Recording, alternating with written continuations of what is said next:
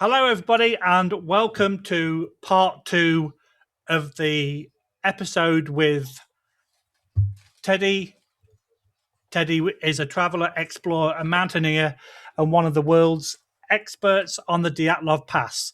For all those that don't know, the Dyatlov Pass incident was an unsolved 1959 mystery in the Ural Mountains of Russia, where 9 hikers died in bizarre circumstances.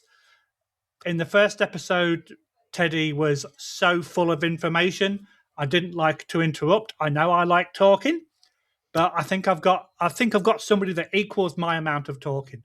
So Teddy, we actually left off where you just finished explaining about the injuries occurred to the 9 individuals. So before I start asking you the questions, is there any part of that story that you want to complete? As a takeaway from the first part, I want to start with the wide range of injuries that the hikers from that group suffered. And if we can say that 3 of them died in the span of 20 minutes after the impact of whatever hit them, then we do not have any explanation why couldn't the rest of the group survive. And the only similar accidents that I have witnessed and come across are when a tree falls on top of a tent. Then one can die and another person can just walk away, but frightened, screaming his head off, and it's a very traumatic experience for the surviving people from incident like that, because nothing can prepare you for a fallen tree. And 3 of the hikers died. One had caved in skull, and the other 2 had broken rib cages. I'm talking about multiple fractured broken ribs in a way that only something big and flat can, with a big speed, have hit the bodies. And nothing like that was found around them. And what happens in a situation like that is the surviving people are trying to help the ones that are dying.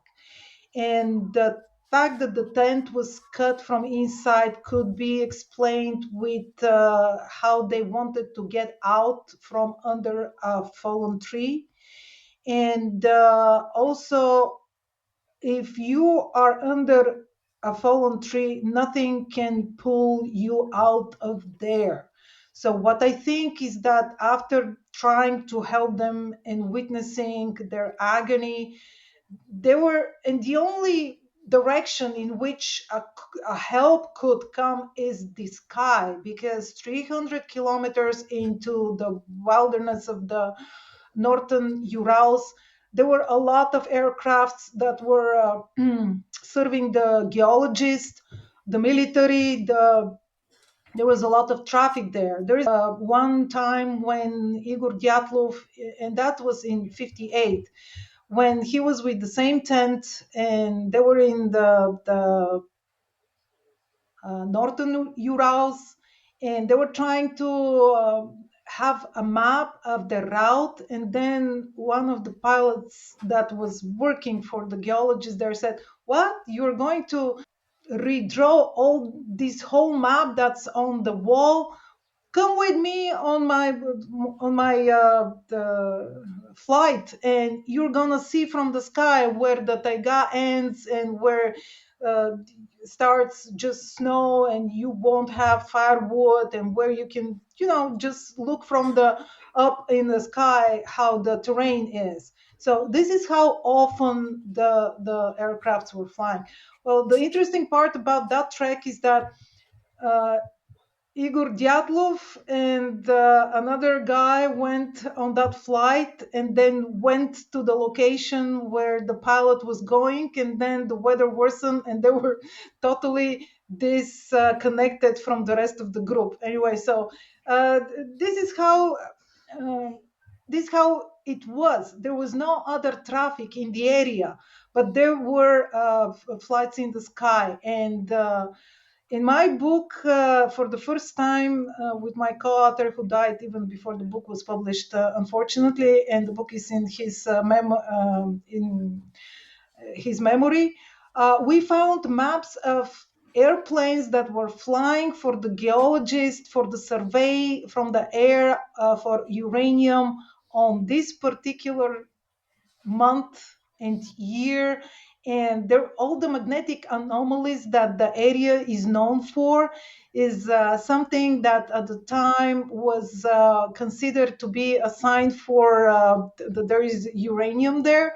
I don't know if this is still true to this day. I haven't talked to the geologists, but this is what they were following at the time, the magnetic lines. This is why now the drones and all of the devices that rely on GPS are malfunctioning on the Dyatlov Pass. I mean, this is a known fact that there is magnetic anomaly there. So when I went there and I saw the terrain, and you feel so small, like a speck of the universe, and like that's the end of the world. And if something happens to you, and if you're like, if you something happens to you, I don't know how you help yourself, but if you're trying to help someone, the sky is the only place where a help can come. So this is what I think they were trying to climb up, not to the tent, but to the ridge to signal the passing aircrafts at the time. So there are a lot of aspects of this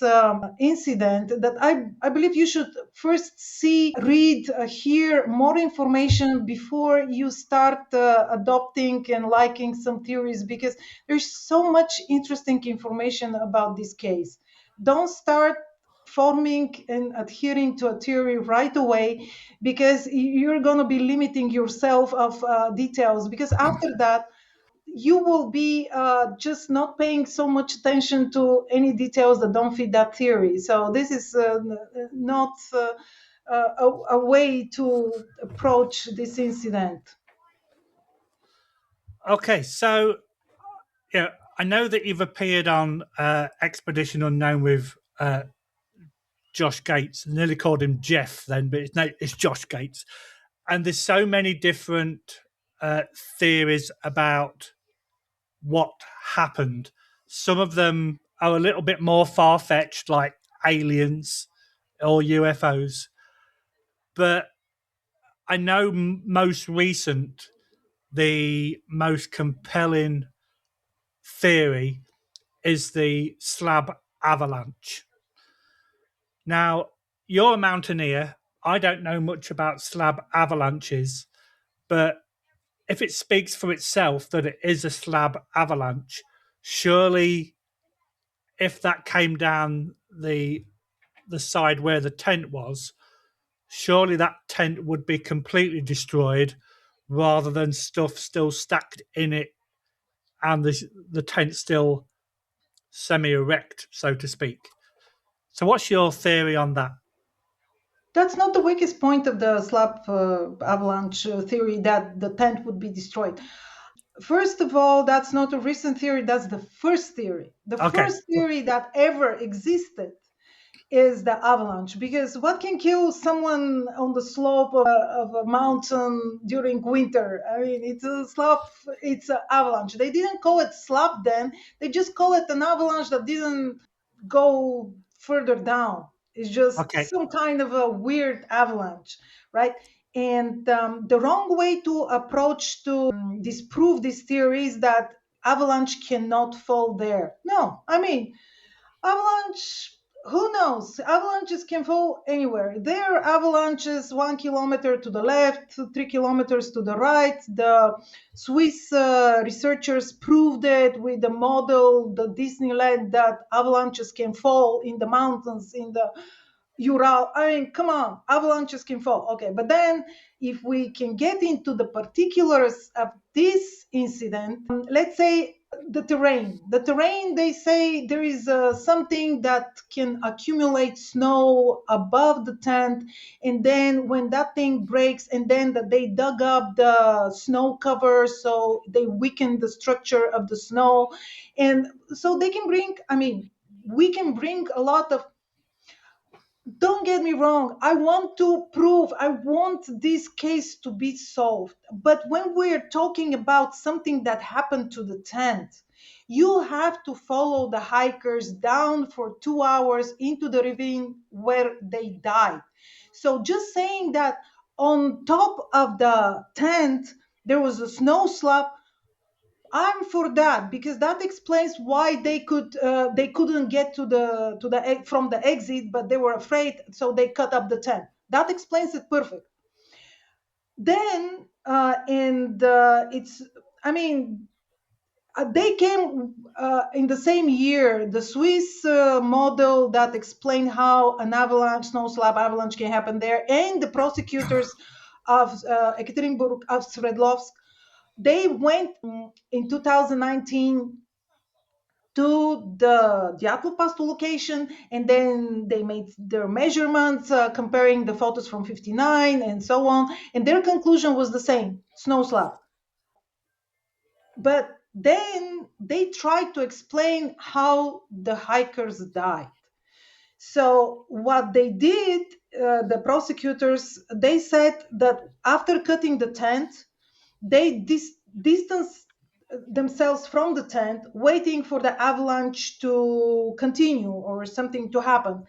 And because it was a whiteout, they couldn't find the tent back. So they couldn't get back to the tent because they couldn't see it. They didn't find it. And here is where the weakest point of this theory, in my opinion, comes. Why would the hikers go down exactly on the path of an alleged avalanche? Because they don't know if it's a slab that's going to stop there. They just heard, because this is why they came out of the tent. They heard that the snow starts cracking and goes down. I have been in an avalanche. I have heard that crack. I know what it feels. I mean, you run away, you panic, you run away. You want to get out of the way of the compromised snow cover. That's natural. That's, everybody knows that. Why would they go down next to each other, holding hands, talking slowly, exactly where the avalanche can continue? That doesn't make sense to me.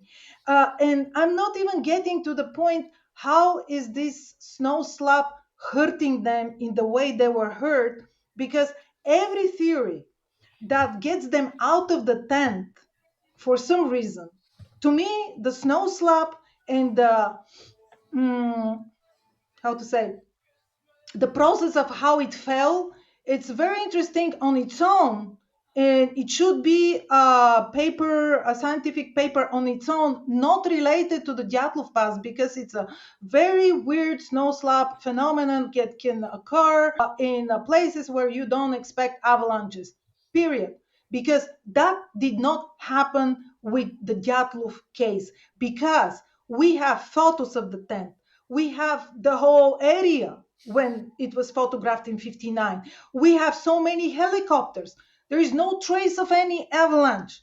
And then, if they were, because if they didn't die there, I mean, they were not hurt there, because they died, if they were broke skull, caved in skulls and rib cages flattened, then they die 15 minutes after they started going down, because there is no reason to drag bodies, right? They were dead by the time they decided to go down. There are no any evidences of dragging anything down. But let's say if they tried to help them, so they put them on their shoulders and they tried to get them out of the tent when they were injured, then were they going, why didn't they move them behind the rocks that are right 500 meters next on the ridge, where it's easy and even to go? Why are they going into a direction they don't know what's down there? They could just hide them behind the rock, the landmark of the Dyatlov Pass. there is a wind shadow there, and they have seen it because they came from there. So, and if you have traumas like that, you don't move the bodies. There is no way that you can help them. They cannot, because of the adrenaline, or miraculously just hop and start limping down on their own, or even supported. There is no any evidence of that. And even the fact that they didn't stop at the first trees in the forest. No, they continued. They continued. They went down the ravine. They went up, and then they stopped at a tall tree, the cedar tree. That's the other landmark for the case. So basically, they went a very long. They went a mile with these injured people. They didn't lay them down under the first trees where, let's say, the wind was not blowing so hard. So if we start counting the weak points of this theory, to me is that we have photos and we have witnesses, the first people that went there, that there was no avalanche. The tent was sticking up. I don't even believe that the Dyatlov tent was put there by the group, because there were precedents even in 58 when they pitched a tent in a treeless zone, but then there are additional ropes that you have to put to secure the tent. It's a very old tent. You can't just leave it on ski poles. This is how it was found. I mean, just propped on ski poles, and supposedly that tent stayed there for a month with brutal wind and elements and everything. It was just that it stayed there for a month, didn't fell down. Even with nothing, that tent should be covered with snow. Just the weather is there, not when it's bad or when it's there are extreme winds or something. It just won't survive on the ridge. So the way the tent was found, to me, contradicts absolutely that it was pitched there a month prior. Also, we have a flashlight on top of the tent, which was put on 10 centimeters of snow, but there was no a single snowflake on top of the flashlight. There were traces of urination next to the tent. I mean, these things cannot survive a month of severe weather, which is usual for the ridge, for the Ural ridge. And but that's not just against the snow slab or the avalanche or whatever snow event happen in that theory. I allow it. I say, okay, let's hit the tent with a snow slab that stopped there, and then they drag the people, the bodies down for a mile. Let's presume even that, maybe it's not probable, but it's possible. And they were dragging them dead. And I don't believe that the footprints were left by the Dyatlov group. That means that their real tracks were blown away. Then somebody else left these footprints. Let's say everything happened like that. That means that they were thinking, they were planning, they were trying something to do something. Then why did they die? I mean, I didn't say in the first episode, but very important thing is another group, Sogrin's group, was in the much more difficult trek in the northern Urals, and two of the hikers from the Dyatlov group was supposed to go with them, Zina and Zolotaryov. They just opted out for different reasons. Zina, I don't know why. She says she didn't expect Durushenko, her ex-boyfriend, to be part of the group. Maybe she did know. And Zolotaryov wanted a shorter trek because he just had a baby. This is what we know nowadays. It was not a known fact until 2018. So they joined the Dyatlov group. And what I'm saying, that the Sogrin group, the Sogrin trek, was much more challenging, long, difficult, and they burned down their tent on the second day. And they did finish their trek, and they did make the first winter ascents of Sablia and some other very tall peaks. So they were prepared. They knew what to do if they have to abandon tent. So these people, even one of them burned his boot, so he had to go in Valenki uh, and go throughout the whole trek, which was like 2 weeks. I mean, why did the hikers from Dyatlov group die? Something very extraordinary happened to them. But if they survived the event at the tent and uh, the, they have the, how to say, the mind to go down and prepare, make a campfire and dug up the snow cave and make the flooring and everything, why did they die after that? They were, at least they were supposed to die in a better shape, like in one place, grouped, taking care of the injured in a completely different setup. So you have to explain. Actually, it's much more interesting what happened down there, because they did make it alive to the forest, to the ravine. They spent some time there. Even the people, the research, the searchers, the students that were down in 59, they said that there was a lot more signs of a lot more activity than 9 frozen dying people getting, trying to survive, making a shelter, living. I said that my first point is, if you go down, why don't stop when you hit the trees? Why go further down where the terrain is much more difficult to overcome, and then go down a ravine, and they go up the ravine and they continue and drop the bodies there? Doesn't make any sense. I mean, we have to.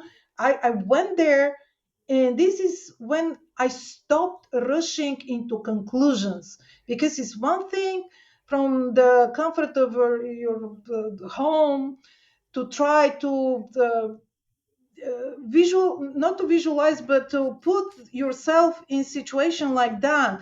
You jump to conclusions, but you don't have the whole information. And then when I read, and I actually met with the doctors and some of the survivors of accidents like a fallen tree. Again, I'm not pulling up to the fallen tree, which is my theory, because it only explains the trauma and how they died.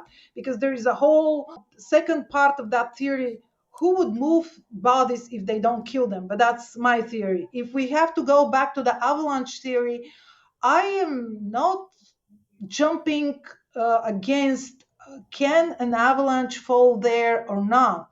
On the contrary, I respect the work that was done. These people spent time and put their minds into it, and they proved something, and it's a science. And okay, but to me it was not good that they linked a scientific work. They put the batch of the Dyatlov Pass that make it so famous. So to me, it's like, all right, it's just an avalanche. Give me a break. Explain how they died. That doesn't explain anything. I Yeah. mean, okay, snow slab fell, and then what? What happened after that? Because they lived for a mile, 2 hours, and they made everything possible to survive. So you have to come up with part two of this theory. But that is for any other theory, that Yeah. it's a natural event on the slope. What happened after that?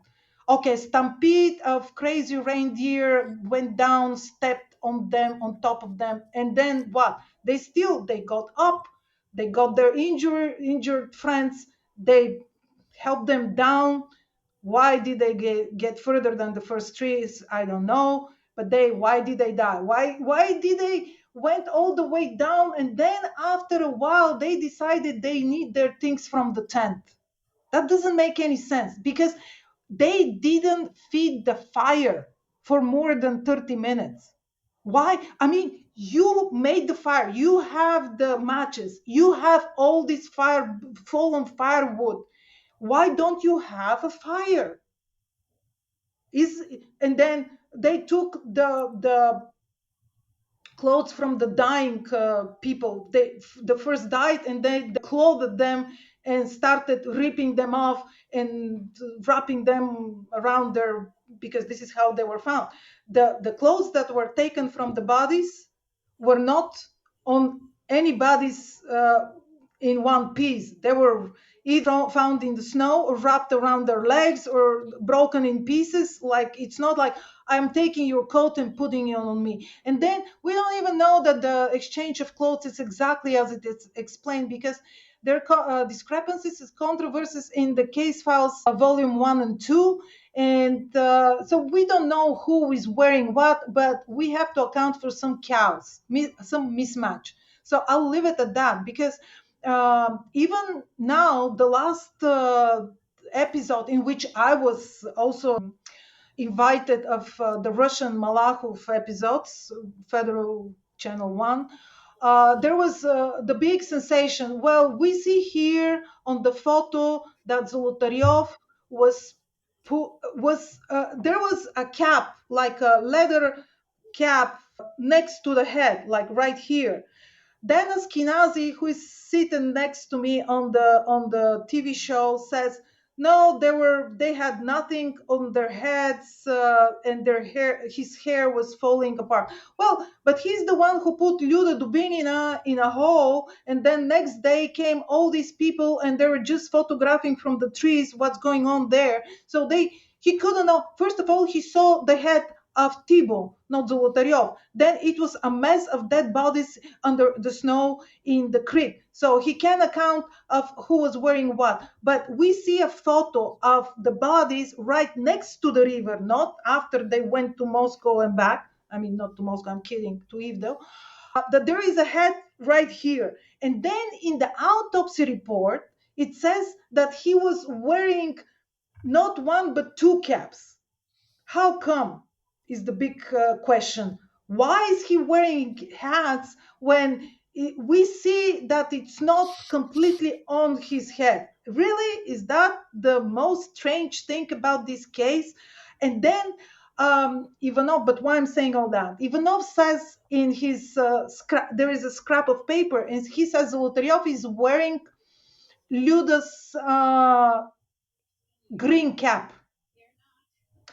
But in the autopsy report, his head is described with a red cap, green, red. Who did it belong to? I mean, those are details. But the thing is that first, the investigation was sloppy, because the whole sensation after this, well, what's up with the heads on top of Zolotaryov, is that the investigation should not, if you find, well, but they touch the body. See, that's the thing. Because if you find the body, the coroner is supposed to look, take pictures, okay, the body is wearing the hat or not. But then if you pull the body and put the hat next to the head, they're not supposed to put it on top of the head and then describe it on the autopsy report. But that's, I mean, the whole investigation is totally sloppy, so that's not a big break in the case.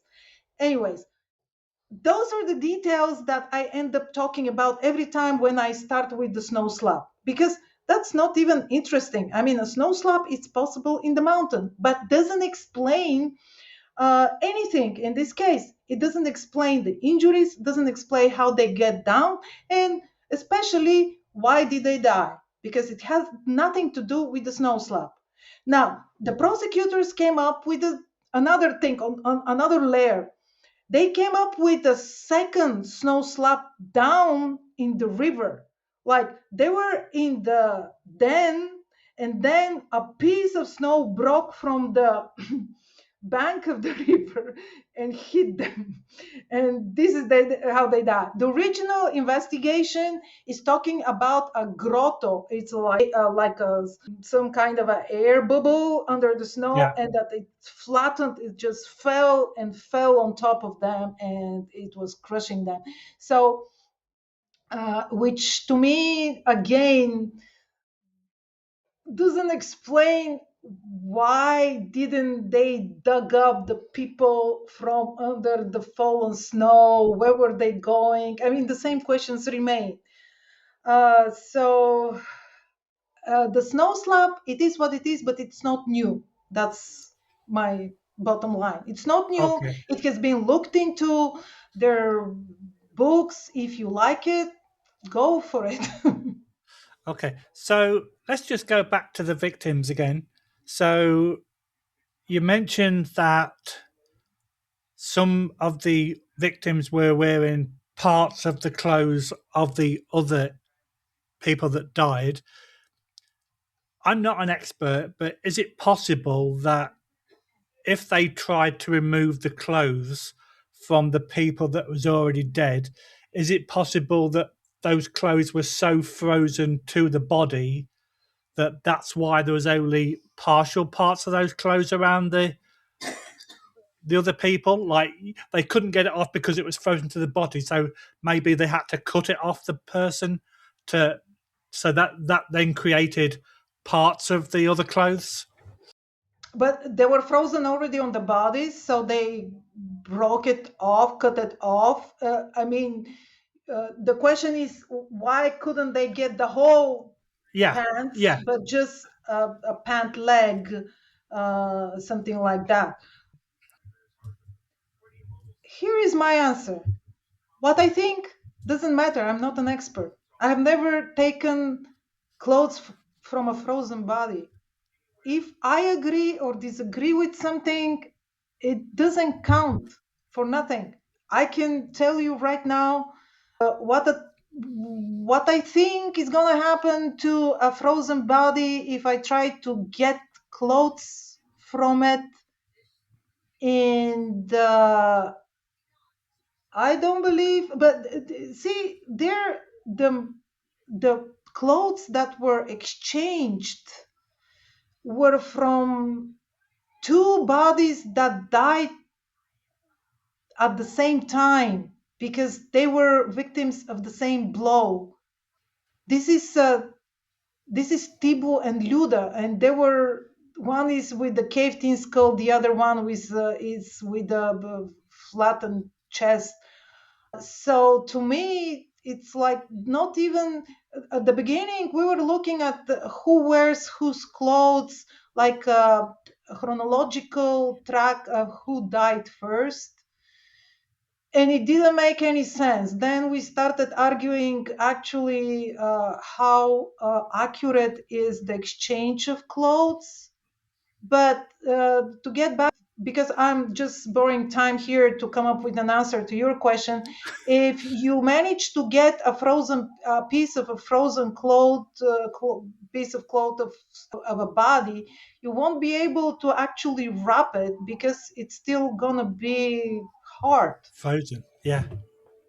Okay, that makes sense. But to me, even getting into the scenario of getting clothes from dead bodies, knowing the psychology and just the way it feels when somebody's dying, it's to me it's absurd.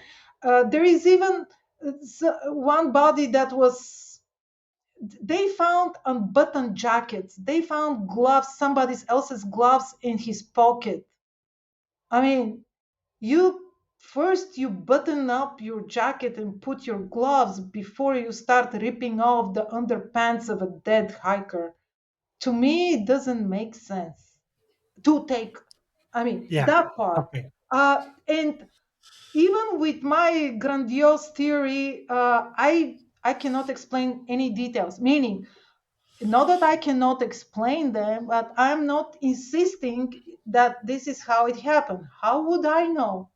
How would I know? I mean, this is a very extraordinary sequence of very strange events, or at least two or three, because what I think, see, we're discussing here ripping off frozen heart clothing when I'm thinking about bodies taken from one place, taken to the morgue, then taken back, and the clothes mixed up in the morgue of a redressing.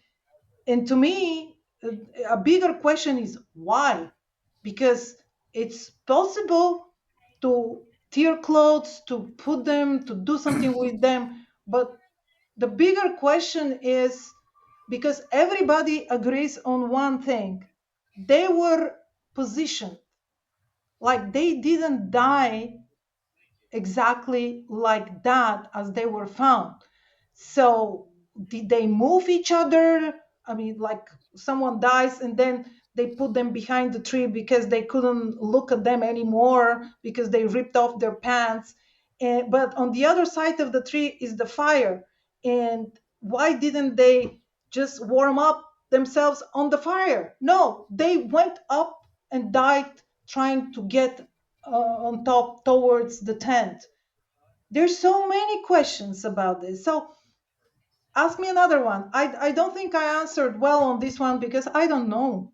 Okay, so let's change tack a little bit. So you mentioned that you've actually heard the crack of an avalanche, but you also mentioned in the first episode that there were severe winds.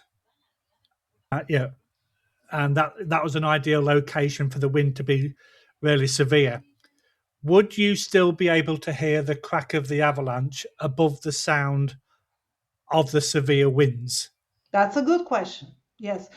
First of all, my avalanche was not on the Dyatlov Pass. I was in an avalanche in Bulgaria, in our mountains, and the day was absolutely sunny. The worst day when the sun is very strong and everything is melting down. And actually, the big boys, went scaling ice waterfall.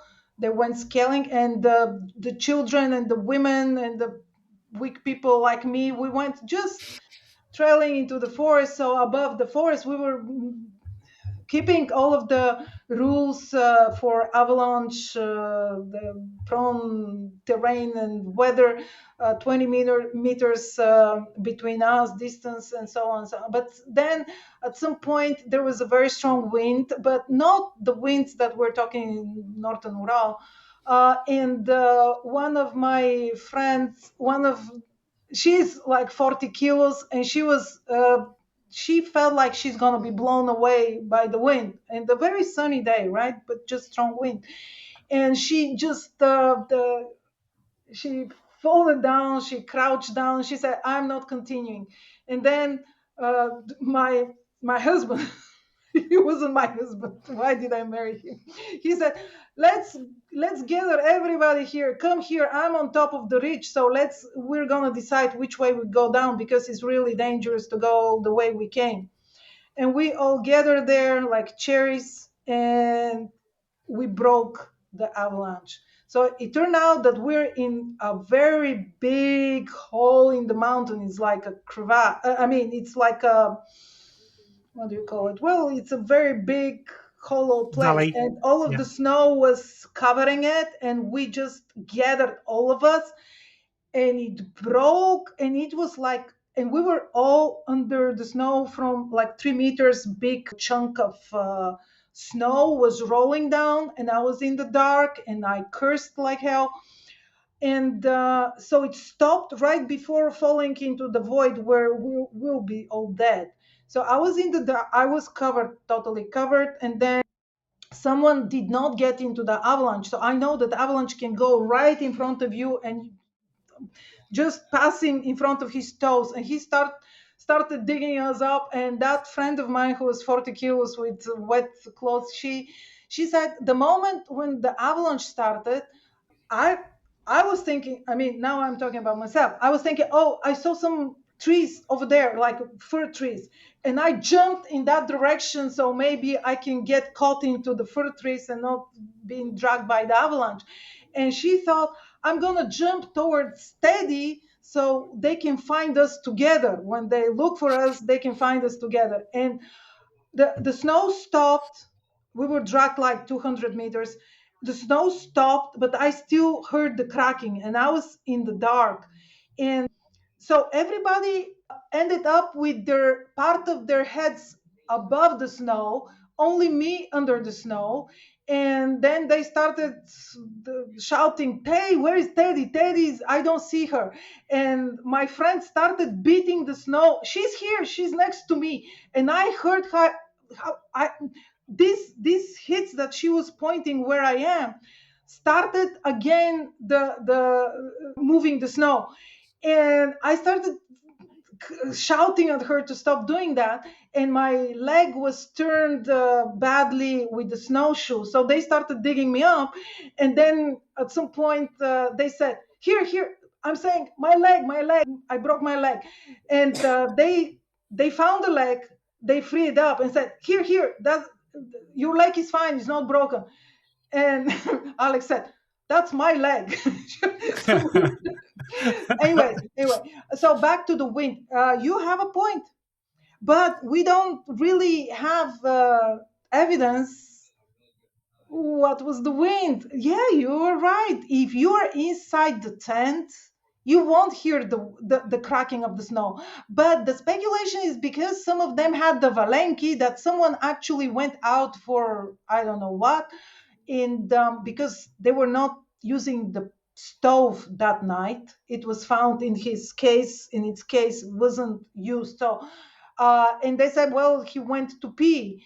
And if you're out in the strong winds, like hurricane strength winds, and you're peeing, I don't know, to tell you the truth. I have never peed in a hurricane strong winds to hear an avalanche. Thank God. I don't know if you can hear it or not. Okay. So on the same kind of theory, there's also the infrasound theory that the wind caused low frequency infrasound, and as a lot of people know, infrasound can cause panic, anxiety, and disorientation. So, what's your thoughts on the infrasound theory?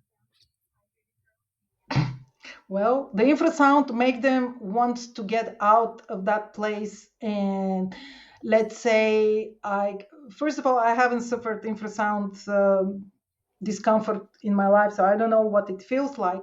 But that is something. First of all, that is Burzenkov theory, who himself abandoned it long time ago. It doesn't matter that Donny Eckhart wrote a book based on that theory, but that's all Burzenkov's words. And even the creator of this theory, he doesn't support it. I mean, for many years now. And if you are going out, well, it doesn't. I haven't read anywhere that you become a maniac killer to start hitting people. But even if you do, let's say you go crazy, there is nothing to hit your comrades to cause the trauma. But whoever talks about this theory, they usually say that this is what make them abandon the tent. So, but I mean, come on, you can't use the door. You have to cut up the tent, and then usually you're. This is how I imagine the scenario of the infrasound discomfort, that you're just trying, you go without any direction, trying to get away from this horrible thing that is causing you to feel strange. But they were not straying away in different, they were just going together down, but without no shoes. I mean, what kind of discomfort is that you don't put shoes, but then you don't run from it? And then again, my same questions. So if you get away from the infrasound, because that's first of all, infrasound goes away in a while, I guess, and then it's not covering that much of a area, I guess. Again, I'm not an expert in infrasound, but again, what happens after they get to the forest with the infrasound? What killed them? What actually broke their skulls and rib cages? Yeah. Because infrasound cannot cause that. I mean, No. trees don't fall from infrasound, and there is no. I mean, the investigation was true to the fact that there was no crime. No one killed anybody. So what caused their death? I believe, I mean, I'm not opposed to infrasound starting a snow slab. Let's leave it at that. You know? Okay. Okay, so there was a infrasound that caused the snow slab. And Right. yet, Okay. they're not dead yet. Yeah. And yeah, we keep going back to the fact that the tent was cut from the inside, but then they seem to walk in an orderly manner down the hillside. So if you're going to walk in an orderly manner down the hillside, why cut the tent? Why not just take a few moments to undo the toggles or whatever device they had to seal the tent? So yeah, that doesn't make any sense. If you're only going to cut the side of a tent out in a moment of panic, but then if there's a moment of panic to get outside the tent, that panic doesn't just dissipate straight away for you to then go, oh, okay, we're good now. We're now going to walk down side by side down the slope. Even if they run in a panic in different directions, but then they saw that nothing so bad is happening, and they were able in orderly manner continue down the slope, why not take their hats, let's say the shoes, they can find them, the take something. They didn't take anything from their clothes, from their gear, from their nothing. They were found in a way that you would run out of a tent if you're sleeping, something startled you, and you run out of the tent. This Yeah, is how they were clothed. So let's say that happened, but then they could go back and take something. Even, hey, you can fold the tent and take it with you and just move it into the forest. By the way, there are a lot of interesting things. For example, the pieces of the tent, there were pieces of the tent that were not described in 59 to be found with the tent. Then again, we're the tent, how the tent was transported. The students put everything on top of the tent, like they took everything out, then flattened the tarpaulin, the tent, they put everything on top of the tent, they manually dragged everything for half a mile to the landing site of the helicopter. So big piece of the tent, big chunk of this tent that was cut out was missing. And could be because they didn't care, they lost it. It was, it was windy, dark. They that continue in the span, and they still didn't had all the bodies. They did, so they had a lot on their mind, and they were not organized. Not even all the information was given to the people that actually were dragging the tent and looking for the body. So they're waiting for some kind of instructions that were never given to them, what to do with the bodies, what to do, where to search. They were just every morning given the probes and said, okay, so you are going to probe this parcel and come back and go again and come back. And then if you find something, come to me and tell me. That's all the instructions they were given. And then we have this tent which no photos, no nothing. And they were just trying to get everything they could back to the helicopter so somebody else is gonna take it out and deal with it because they didn't. And people say, well, what's a piece of 10? Well, even the prosecutor, Sverdlovsk prosecutor in 2019, he said, well, this is what they were using to actually get the tent out of the snow slab. But wait a minute, the tent is propped up. There is no sign that it was pulled or dragged or transport. I mean, even attempt to move a tent in some way. Everything was just hanging like that. But a piece of the tent is missing. So where is that piece of tent? yeah, To me, good is more question. important. So So what was, did I answer the question? You were just saying why, what was that yeah, exactly? What yeah, was that made them cut the tent, not use the exit, and then just stand in the organ? Everybody was just yeah. looking at the tent, not approaching the tent. See, I can tell you there is a theory about a skunk, well, type of animal, not skunk, wolverine, that was making, well, I'm not sure that the wolverine actually emits bad scent, but some kind of animal like that that was made its way into the tent because it smelled the food and then was startled and it stinked up the tent. So they cut it up because they couldn't breathe it anymore. And they went out just so it doesn't, to stop the stench, right? And then why not even say someone farted so badly they had to cut up the tent? I mean, I was just about to mention that. It could have been that somebody farted. Well, we need to get out really quick. and go down to the forest because Yeah, they exactly. couldn't, and that topped with the infrasound. Yeah, exactly. So let's go into some of the more random theories. So there's a report that there was orange lights in the sky.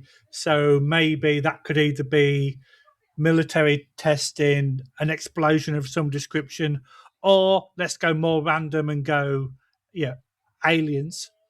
But then how can some of them, you kind of mentioned it a little bit in the first episode, have radiation traces on their clothes and some of them not? I know in the first episode you mentioned that a few of them are working with radiation, but you wouldn't be wearing the clothes if they've got radiation contamination. You'd get fresh clothes to go on the hike.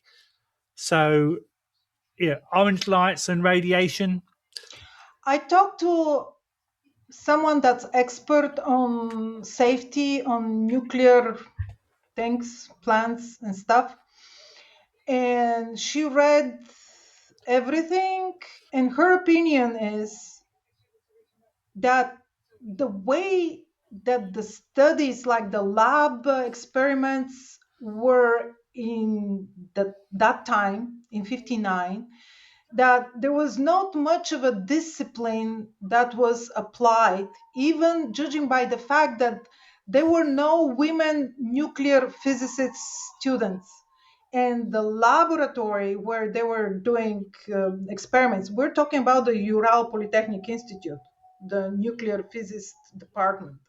The laboratory, to get to the laboratory, you had to go underground and go some distance, and so the laboratory was underground and there were no women allowed there.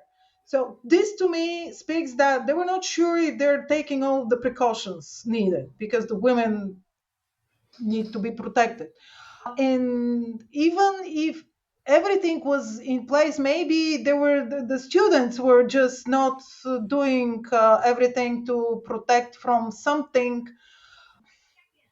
that they could get during the lab things, testings and stuff.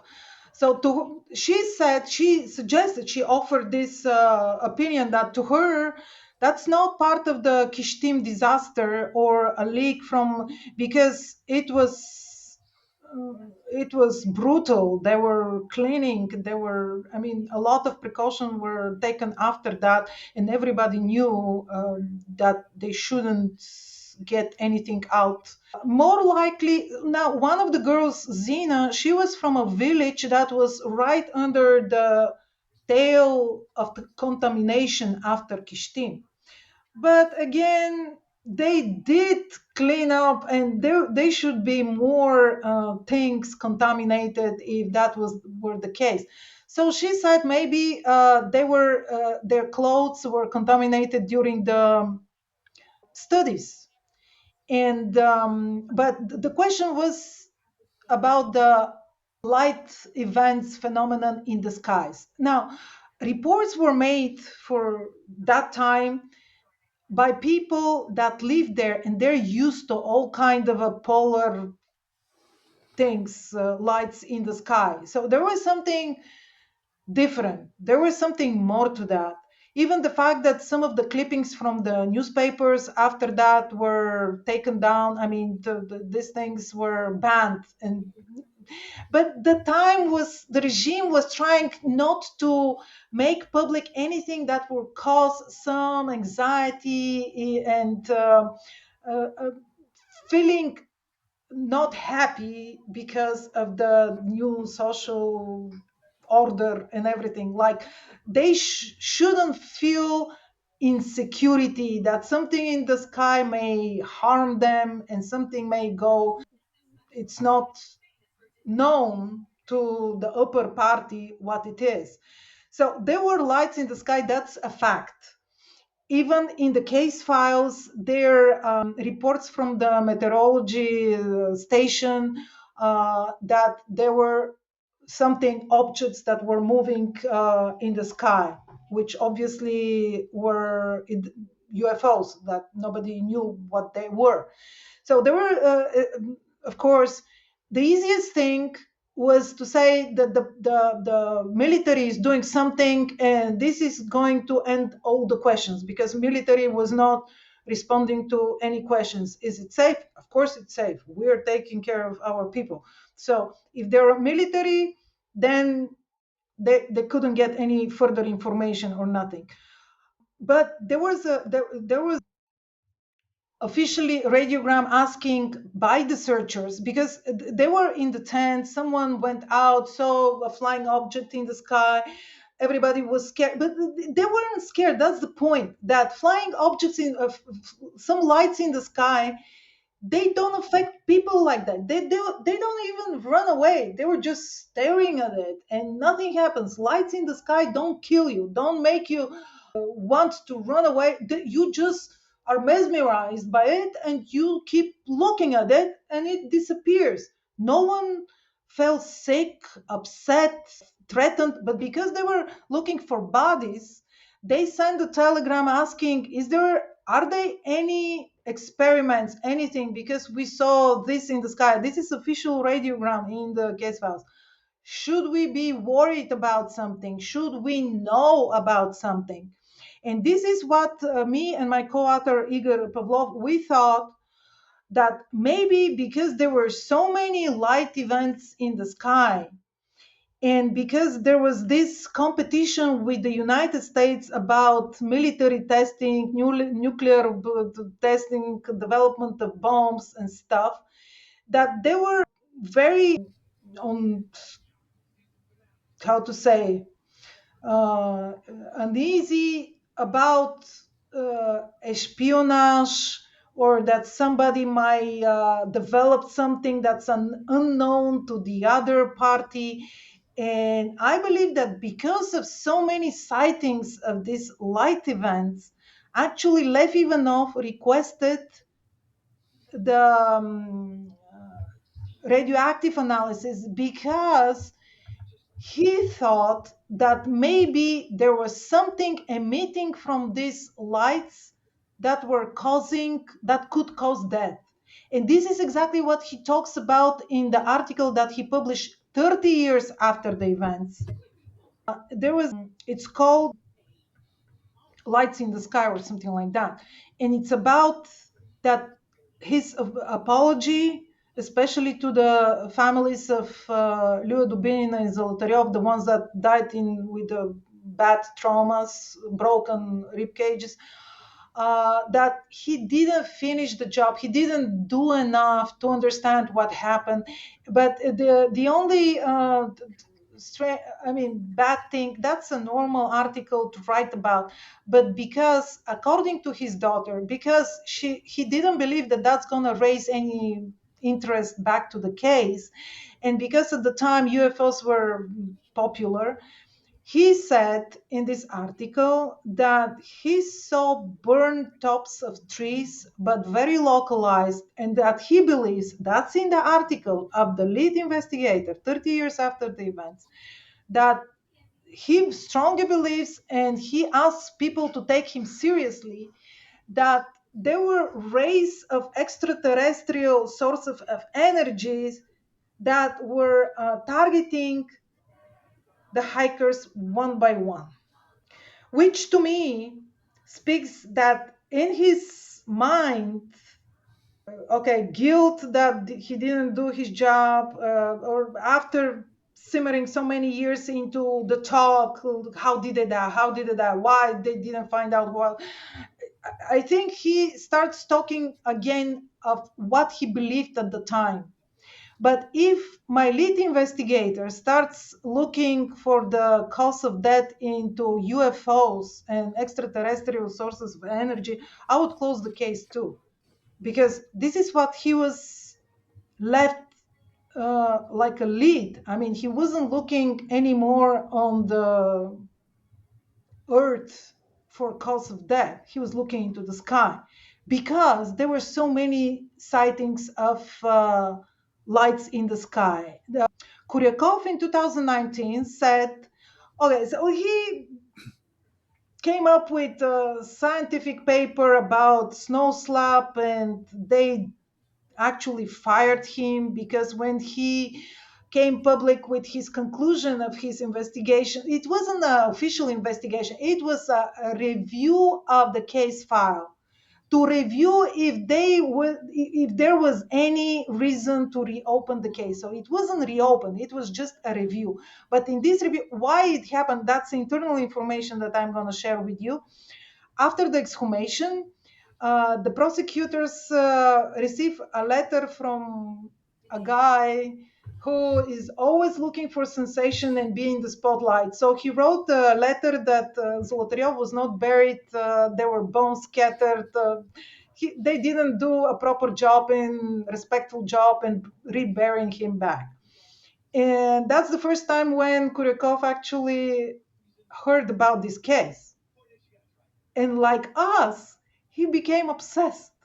He became exactly obsessed, and he started digging into this. And because he had the power, and there was a statute of limitation, and the case couldn't be reviewed, any expertise, any exhumation, any more, anything couldn't be done and be valid. Like it couldn't be, I mean, you can do whatever you want, but that's not going to be officially accepted by the organs for, I mean, it's a statute of limitation. Only the prosecutors could review, change, reopen, whatever. And because he was in power to do that, he honestly believed that he can help. I would too. I mean, if I could do that, he was the only person who could do that.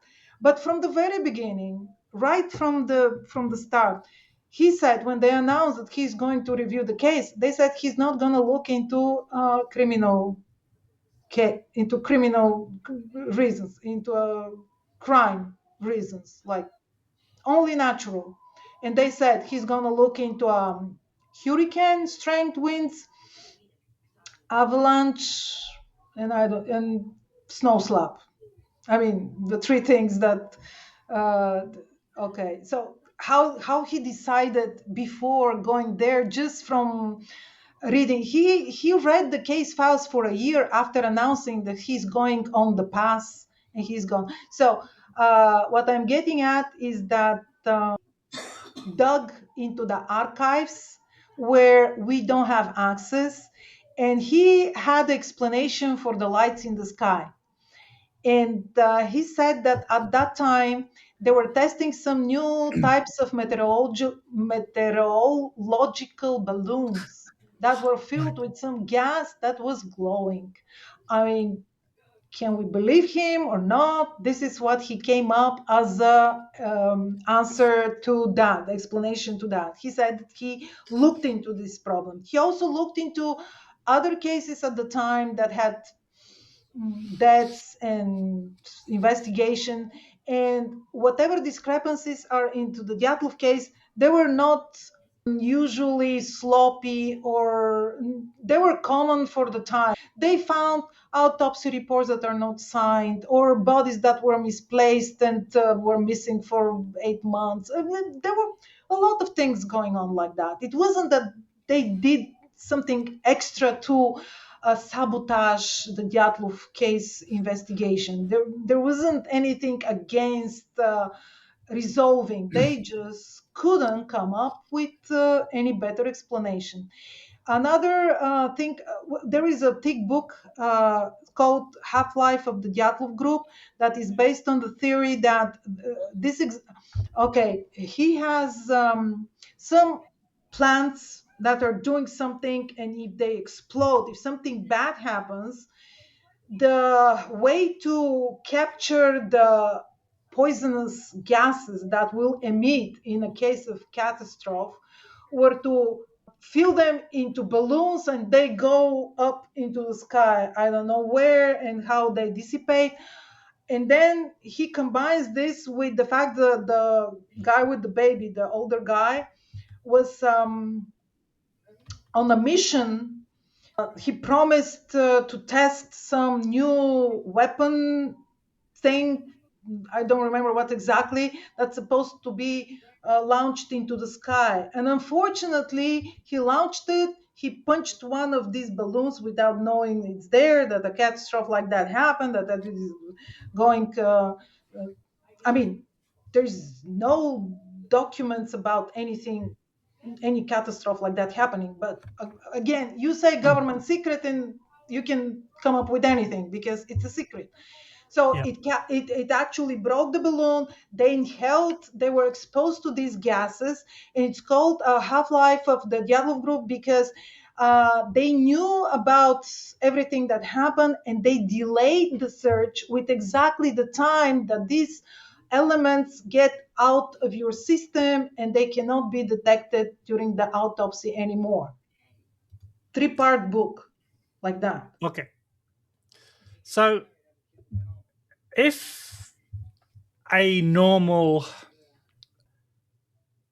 trip had happened and we had found 9 individuals who had died, then in that kind of environment, you would expect signs and symptoms of hypothermia, signs and symptoms of dehydration if they'd not been able to eat or drink, and you'd probably have signs and symptoms of loss of pain perception. So if you've got hypothermia, you go too close to the fire, you're going to get burned because you can't feel the pain. If we'd have got 9 individuals that just had those signs and symptoms of all what I've just mentioned, this would not be as big a issue as what it now is. The fact that you've got 3 individuals that have got massive trauma and then 6 of them with normal cold weather deaths, for let's put in it, we wouldn't have a problem. But because we've got these 3 that have got massive trauma with no explanation, I'm now going to ask you to try to explain why we've got 3 that are severely injured and the 6 natural causes within a cold environment. But that's the easy part. That's the easy part. Yeah, but according to my theory, which I came up on the year 12 of my investigation, I only learned and gathered so much information because I didn't have any explanation about what you just explained. But judging by my injury and the fact that there were no cars, roads, or boulders or any high altitude things from which they could fall. I mean, they were, but they were not found anywhere near them. I was thinking, and this started happening after I went to the pass with Josh Gates. I was clueless before that, and suddenly something unlocked in me, and I started thinking, they're trees. Trees are tall.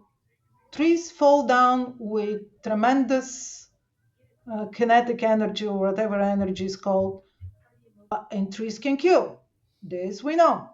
So without being able to explain why is the tent not found anywhere around the trees, that was the breaking point. Actually, any theory should be, I mean, all the theories should be divided not by if it's a crime or natural, because there a lot of them are kind of a mixed.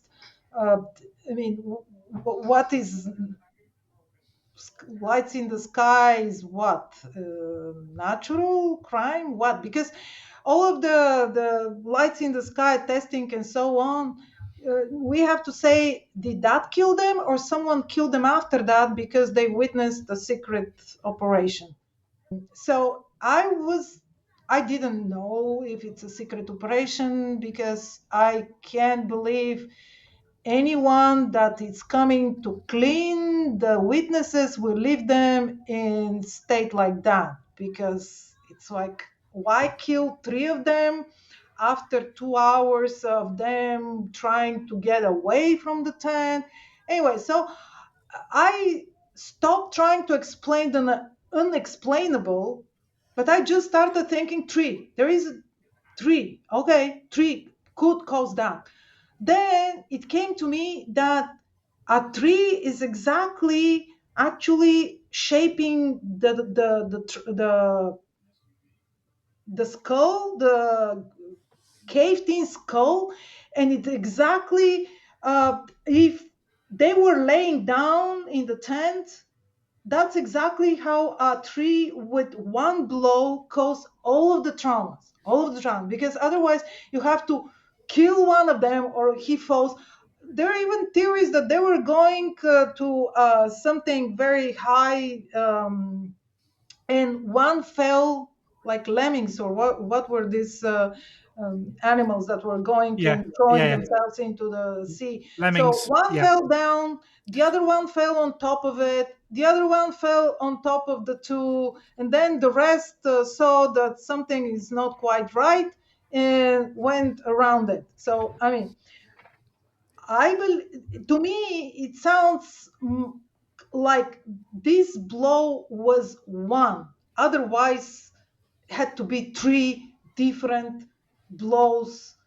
Why couldn't they get away? Well, some of them did, but anyway. So I just locked my mind on a tree. And the first time I went in summer, because in winter you're just trying to survive there. I mean, come on, it's really hard. And wasn't really equipped in the winter to make a research. We went to shoot a movie. So whatever they say, that's what we did. I cannot go off script or something. So in my first private expedition, my own expedition, I went, and here is the cedar tree. The bodies are here. Look, well, there are many fallen trees around. And then I asked a big tree, and they're all sitting on a huge cedar, 10 meters high, all molded with moss, not molded, with covered with green moss. It makes a very nice soft bench to sit and listen about the Dyatlov group. That's so ridiculous, because everybody was sitting exactly on the tree, this tree, and listening. Well, there is a tree that doesn't prove anything. So then I take course from this tree only because a friend of mine, the one with the stampede theory, is dendrolog. He had the borer. So I said, could you please take the core from this tree? So he took a core from this tree. I took it from. I went to the dendrology university in Bulgaria.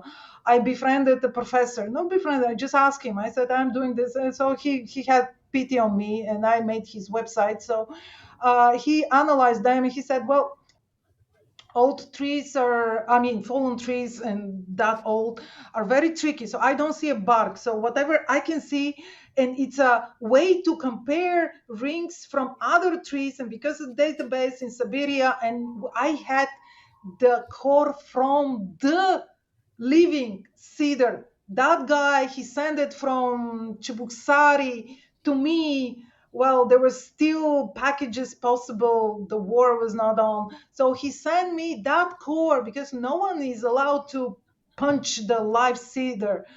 I wouldn't do it, but he did it once upon a time to just measure how old is the cedar. And he sent me that. And because we could compare the rings, that tree, the last and the next year I went there and I cut it, the fallen cedar tree. I cut a whole piece of it, and I took it back, and there was a bark, and he compared it, and the last ring is 58, and on the photos, because it's right next to the bodies, that tree is covered with snow.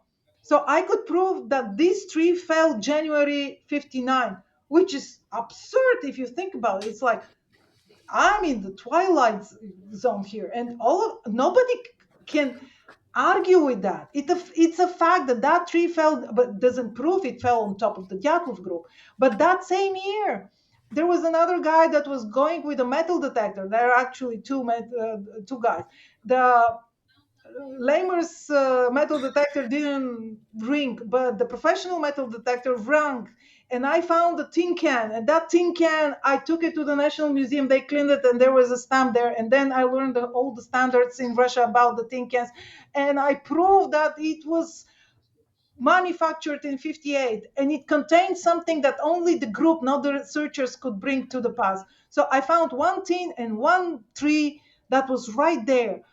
And so to for a tree to fall on top of the tent that is supposed to be there to start with, according to their plan, if they want to rest before they ascend to a Torten and make a camp and just have a restful, joyful day, as the last document that is signed February 1st, it's telling us about, that would be a place that they would pitch a tent. That's a speculation. But uh, if a tree fell on top of the tent, they would have to and just injure these three people that we know with these little injuries that they have.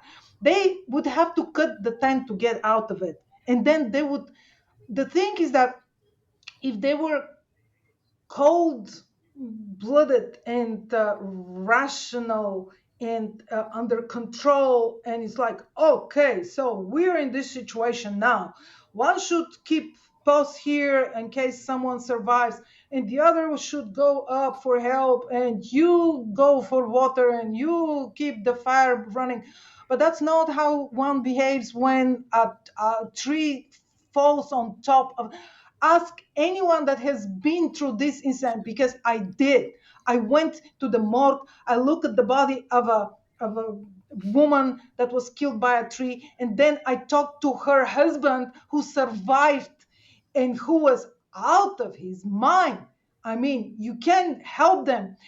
She died because she was suffocated by the tree, and she couldn't breathe. So there was a foam coming out. She was just the wind was escaping from her, and she couldn't breathe, and she died. She was suffocated, although only her leg was just completely stripped, because her leg was folded on top of her ribcage, so she didn't have any broken bones, just the flesh was stripped from her leg. So the injuries were completely different, but she died from that. So I was thinking, okay, they were trying to help the injured for hours, like, because you don't know what to do. You're trying to move up the trunk of a 10-meter tall cedar tree that fell on top of them. You're trying to help them. So, and there is no, you do that, you do this. You're not prepared for this. So if you run on adrenaline for many hours under in minus 40 degrees Celsius, and then you decide on some plan to, they may have seen, I don't know what time of the day was that when they started up the slope.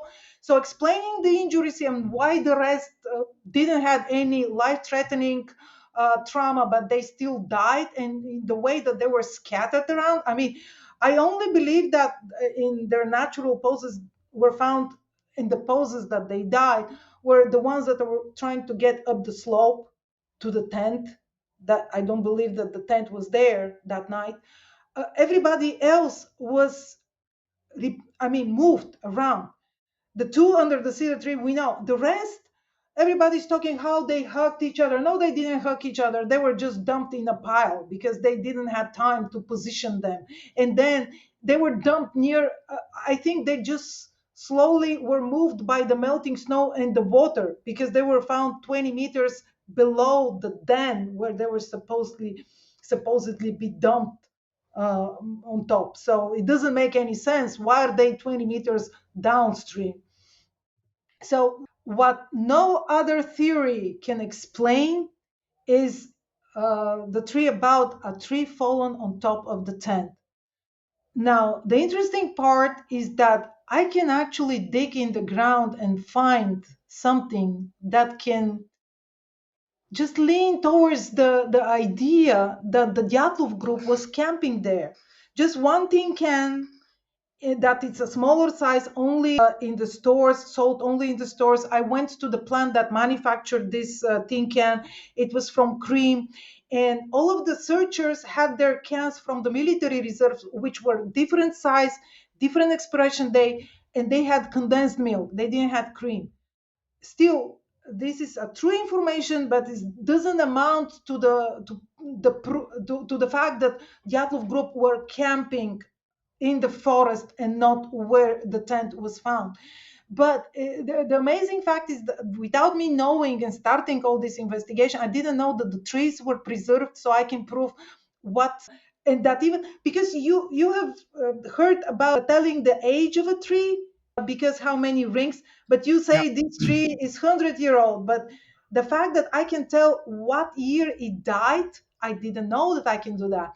It's just by comparing the rings from different trees in the area of the same type, you can tell that this is that year, because they're still alive.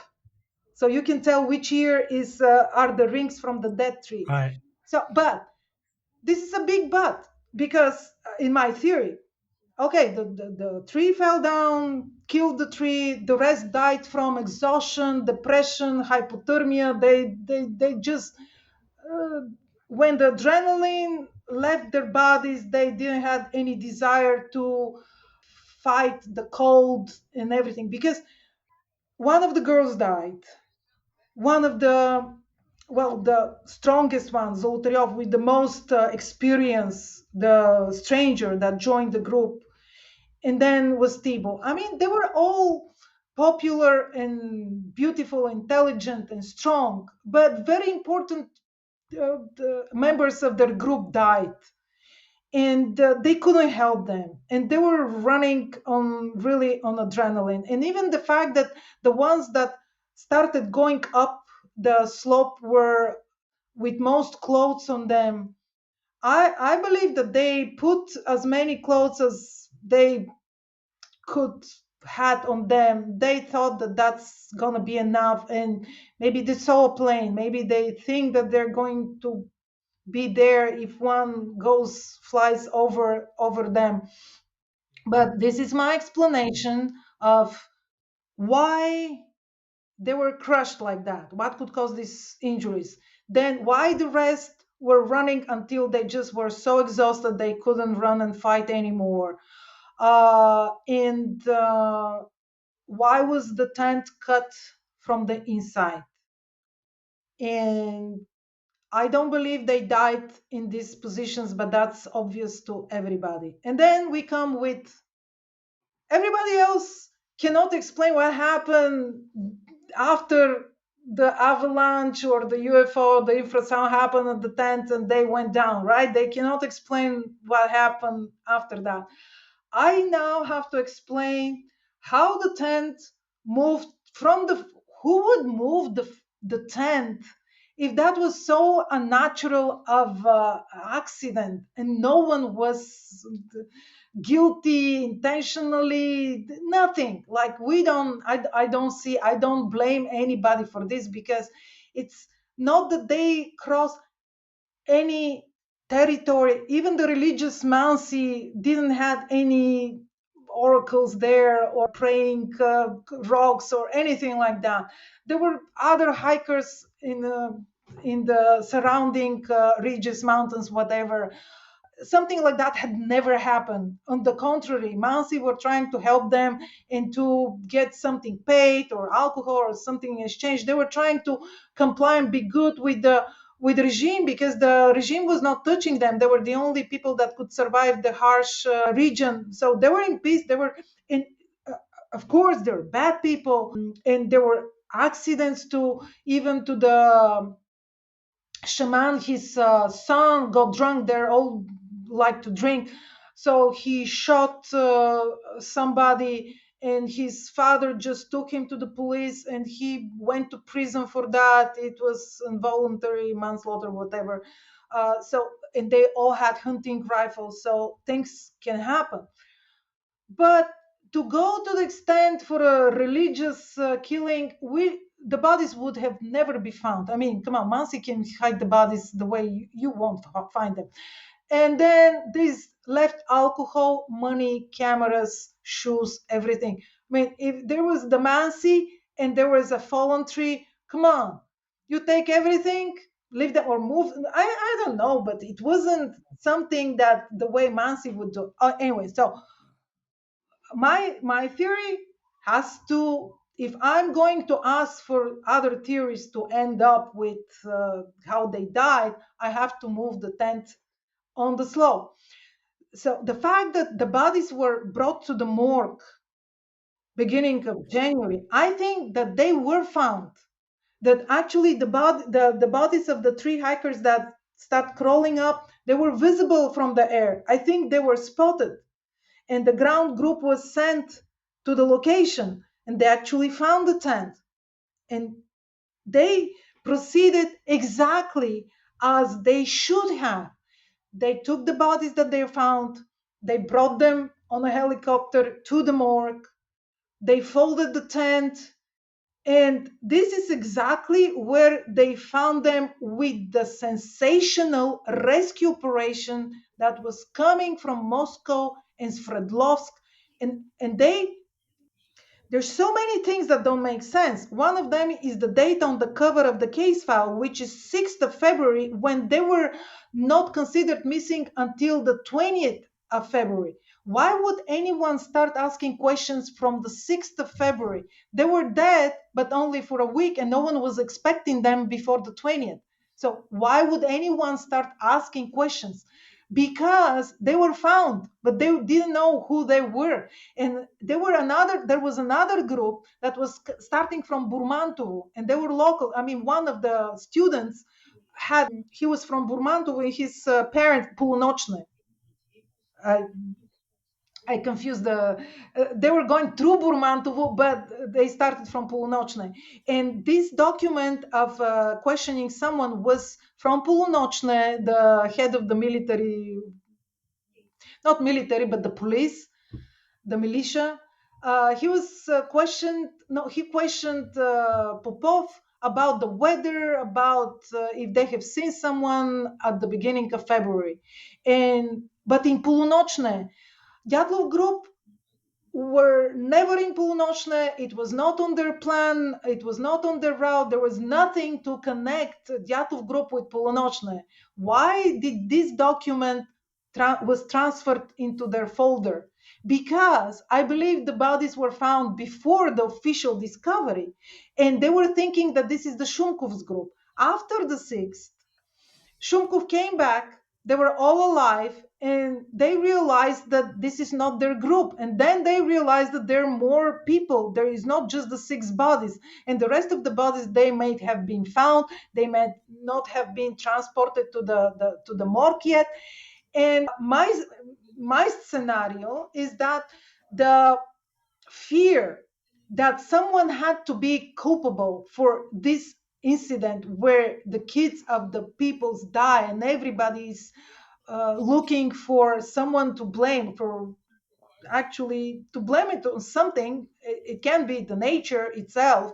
That means that they don't know how to organize the treks, and they haven't foreseen something that might kill the hikers. Well, someone has. This is and We found a lot of examples of incidents, not just hiking in the mountain, where if someone dies because they were unloading supplies from a helicopter, and something fell on top of someone, the head of this unit was fired, demoted, sent to the gulag, and that solves the problem. This is how in the Soviet Union at the time things were solved. There was no more resources or time to do anything else, because they cannot change the system. So they have to say that person didn't do their job. They go to prison, and everybody's happy. This is how they solve the problems. So in this case, the geology expedition, they explore for minerals or uranium, whatever. I mean, Ural is the area where there are a lot of geology, surveyor, whatever things going on, and a lot of population forms whole villages there, and they work exactly there. The geologists were somewhere in the area. We also have a lot of testimonies of explosives being heard. Even there is a radiogram to Moscow if they're doing some testings behind the ridge to stop them, because they're looking for bodies and they're afraid. So there were explosions, and this is exactly how they were looking at the time for minerals, uranium, and anything else. They were putting dynamite into trunks or just dropping them from the sky. So there is a crater that's forming, and then they send a ground group which is taking samples from the ground, sending them to the lab, and just testing them. This area was never marked not to go there because they're doing work, geology work. There are going to be explosions, but they were hurt. But everybody's connecting these explosives with testings of weapons, not with geologists. But the geologists were there. This is why they were taking care of the communication. They sent the radio operator, all their um, um, no, the helicopters, I don't believe were from the geologists, but they were there throughout the whole investigation. They didn't have to, but they're on location. That's only normal. So no one was questioning that. But there were strange telegrams, radiograms. Like, for example, Putizhenko didn't allow I think I started telling that example, but didn't finish it. They didn't want to take the bodies of the last four into the helicopter if they're not in special boxes. And the radiogram was sent to Moscow to some, no, actually to the geologist, to the head of the geologist. And the person in charge was complaining, this is outrageous because the bodies are frozen exactly as you saw them. The person that this radiogram was sent to was never on the pass. He was never on location, but is right there in the case files. The bodies are frozen exactly as you saw them. I mean, when when did he see them, the bodies? Yeah. And Good things point. like that, you can see traces of somebody knowing something throughout everything. And the fact that it wasn't censored to me means that upper levels they were not in the know. They didn't know about this. It's a cover up that's on the EVDL level. So what they did is, okay, we want them to find the hikers dead, but we don't want the tent to be under a tree because the explosives can actually tip over the tree. Even if it wasn't caused by explosion, someone had to be found guilty, and this is where they work. In their campsites that we have found, geology campsites, I haven't really investigated what year they were left, but obviously, in the maps that we publish into the book, they show that this area is of interest and they were exploring it. So there was work there. And because they didn't find anybody to link to the demise of the group, three people from the sports club in Ekaterinburg, then Sverdlovsk, were fired, demoted, or whatever. So this is exactly what they did, even with the overwhelming force that doesn't link anybody as a culpable for the what happened. Still, the party just fired three people and was done with it. And they closed the case and was never reopened. So these people on the IVDO level, they have families, they have kids, they have their life. And then they learn that on the top of the 21st Congress of the party, where Khrushchev was actually tightening his power and he needed all of the good publicity and PR he could find, they learned that everybody's coming to look for the bodies. Of course, who is there to blame for the incident, especially if it's found under a tree? Because they should have marked this out of not to be accessible. I mean, just to cut it off. But that wasn't the practice. No one was doing that. Even there were, we found testimonies by people that were going to see their friends that were working with in the geology camp, and suddenly everything started flowing in the air. I mean, the explosives, the tree started exploding around them, and they throw themselves on the ground and hoping to survive. So I believe that they just put the tent on top. How come that tent be exactly on the line where the bodies were? It's where you start to go down. That's the place where you start to go down.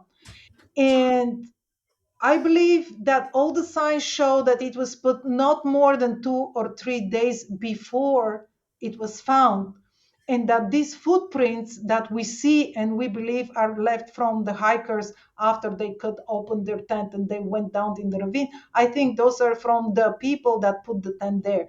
And those are not the workers, because they don't have the brains or the motivation or the means, because the bodies had to be transported back to the pass. And they found the tent five 400 meters from the landing site on the even terrain. I believe that and the pilots were always transporting big boxes with equipment, cords, and everything. They might not know what's in the boxes. They just dump the boxes. They don't know what's in the boxes. And I don't believe there are more than 4 people that knew what's in the boxes. And all the staging is done according to the traditional way of mountaineering in the winter. And they knew about this because they were local. It's hard to swallow. But Yeah. then, how is the Yeti infrasound and the rest of the things? I mean, it's possible. Is it probable? There are crazier things I have heard about people trying not to go into the gulag.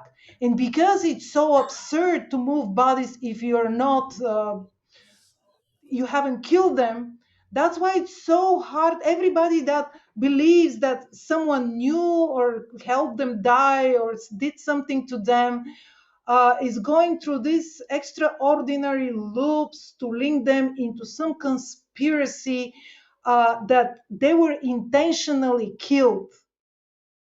While if happened, and there's so many times when something happens, you run over a body, the body is already dead, but you run over the body. Sometimes you feel like getting it out of your driveway, not because you're trying not to be linked to this, and you cannot rationalize with the regime at the time. They're not, but it's no buts, no it's. You go to the gulag. You go just you're the head of the you're right now the boss of the guard of the gulag, and you're just gonna move on the other side of the fence. Okay. So if, and it's a big if, there is a cover up of any description, do you think there is still information out there to be found? As in, there is records that are hidden away that one day may be found and will blow this wide open.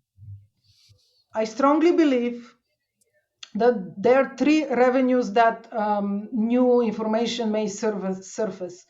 One is the archives, and there are people that are digging in the archives where they might not be directly linked to, okay, this is what happened, but something that I mean, the journalists or the whoever has access may dig up that it's so weird that it's going to turn this case on its head. Could be in the archives. There are a lot of places in the archives that it hasn't been looked yet. And my hope is that because it's not covered up, but it was just intentionally left out because it doesn't make sense, or it just speaks of a direction they don't want to investigate any further, that it still may exist. It still may exist. Second revenue is deathbed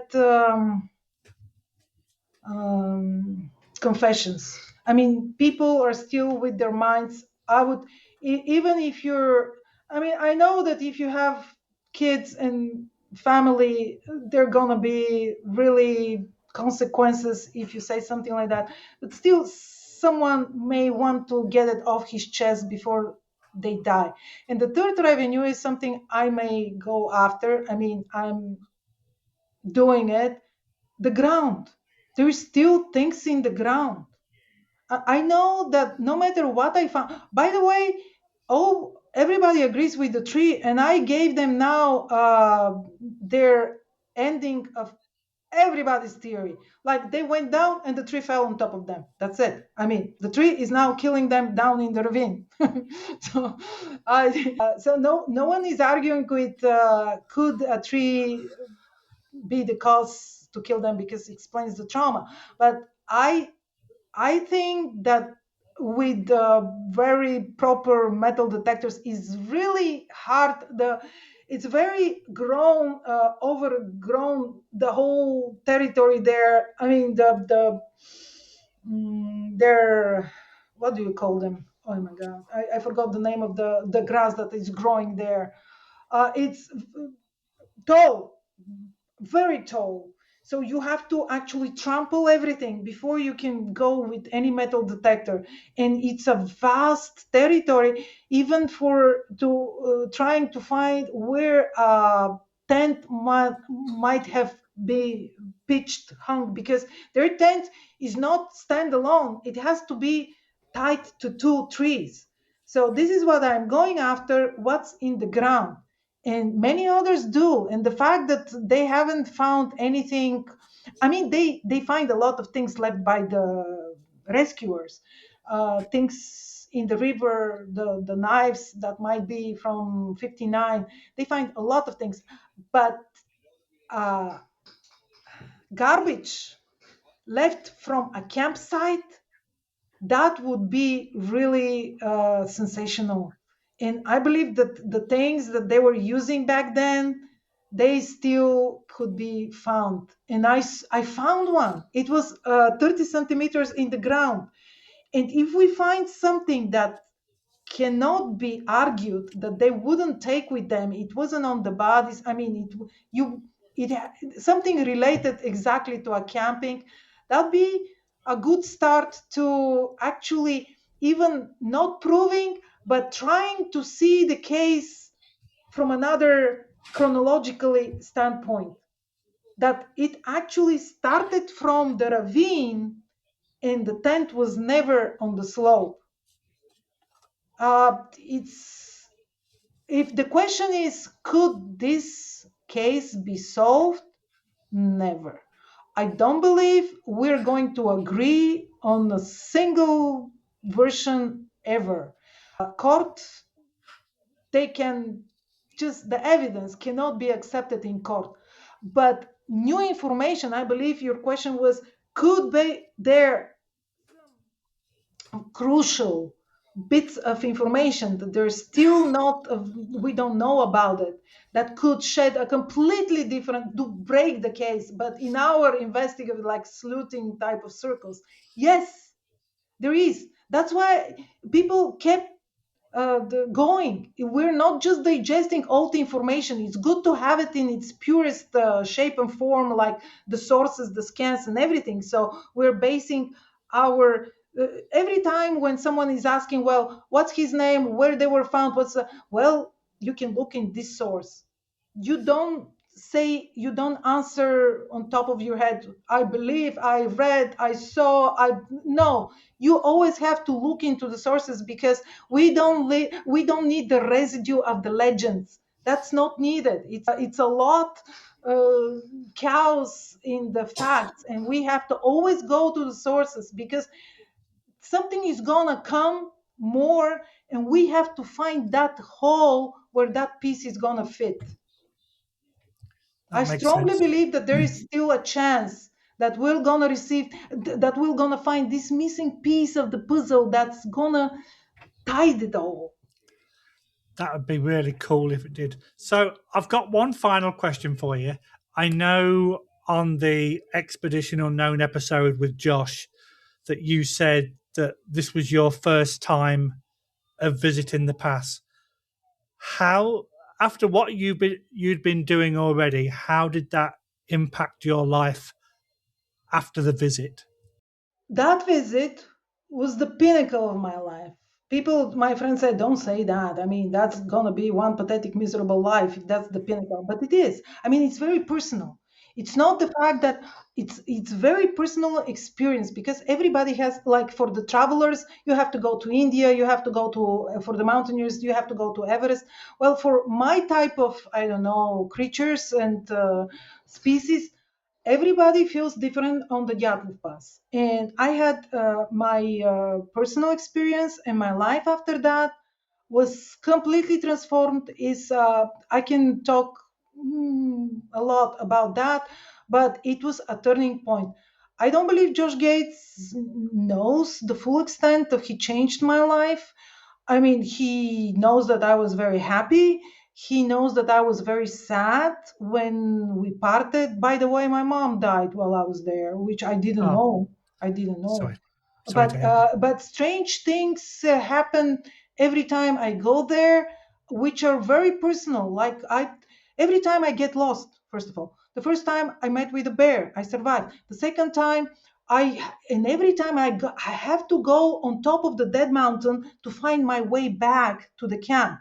Everything keeps turning, so I get lost, and I'm left on my devices, on my I'm left alone, and I have a relationship with this mountain that's outside the expedition, that's outside of the context of the Dyatlov Pass. I forget about the Dyatlov group when I'm lost, because it's not even kicking the survival mode, but it's very strange why I'm lost. And then I find things that are directly linked to my personal life back then, back in the civilization, back in Europe.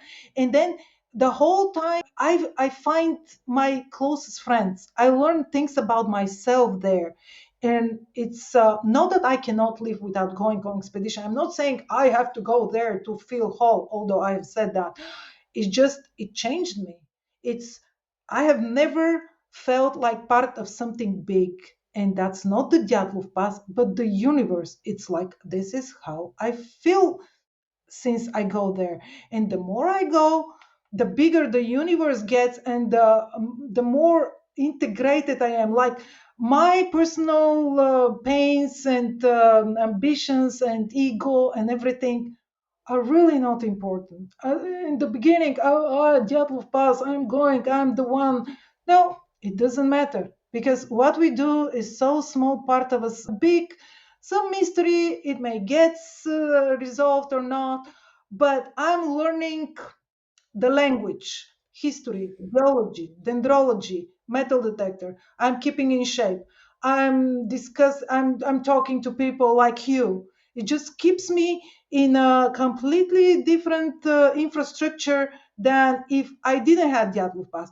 Of course, I would have something else otherwise, but this somehow I feel is getting the best of me. That's, I'm learning a lot. So it was crucial that Josh Gates, he put me on the map, literally. And yeah, um, it was So, a very and I don't believe that it was a chance, because I know that he could have anybody he wanted, but good things, the important things, the things that are coming from above, whatever you call it, that above, they come without any effort. Someone does something to you without even knowing it, that's so important to you, and then you do something, say something, or you're exactly at the right time at the right place for somebody else. So to me, the very big things happen with effortless. And that's why I believe I'm on the right spot, because finding the tree, the tin can, and going on expedition, everything is effortless.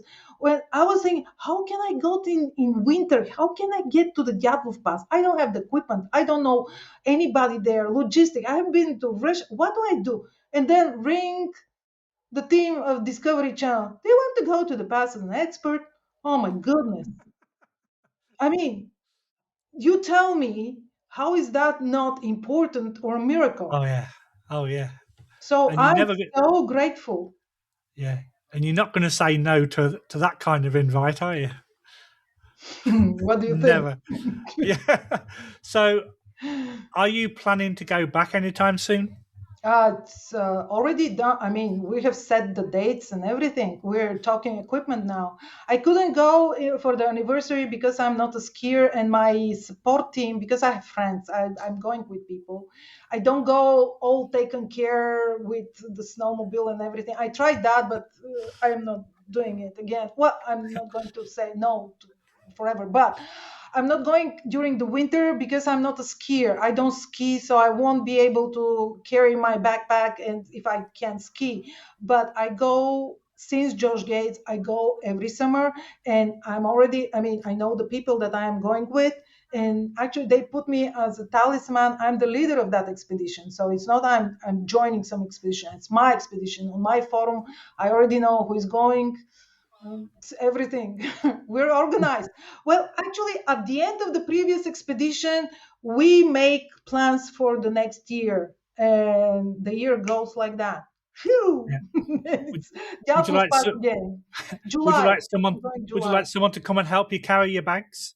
Oh, please. I may take you up that offer. Yeah. Seriously, Okay. just get wading boots and no, seriously, it's such. I'm not saying it's fun. It's extraordinary. I don't know if it's for everybody though. I cannot promise any. I can't be the one taking care of people for their expectation. I'm not a guide. I'm not a recruiter. I'm going there to see. What's gonna be this year that I'm gonna find there, what's gonna find me, and how life, but it's for the better. Every year it's for the better. But that doesn't mean it's for the stereotype better. It's not like Yeah. money, career, or something else. It's something. I'm leaving the extra luggage that it's not mine, Yeah. literally, because I went there, I couldn't move, I couldn't continue with my backpack, and I actually hung the supplies and left a note, please eat me. And that's figuratively too. I'm leaving everything that I cannot carry with me, and it's not good for me.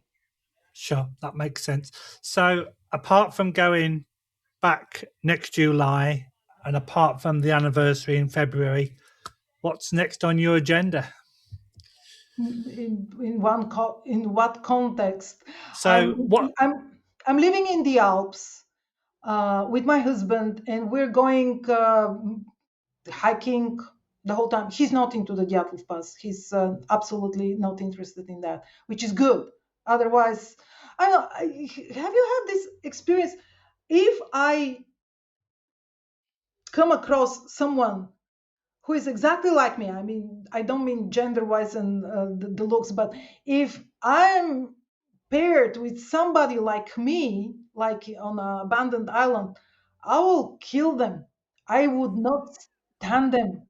I mean, you cannot be with someone that's exactly like you. If people tell me, oh, we're so alike, no, you have to be different to complete each other. He has to be different. So he's actually keeping me sane because otherwise I'll be like translating documents and doing everything behind the computer. He's the one that when I see him with the backpack, okay, I'm off to the mountain. I'm like, oh no, you're not going without me.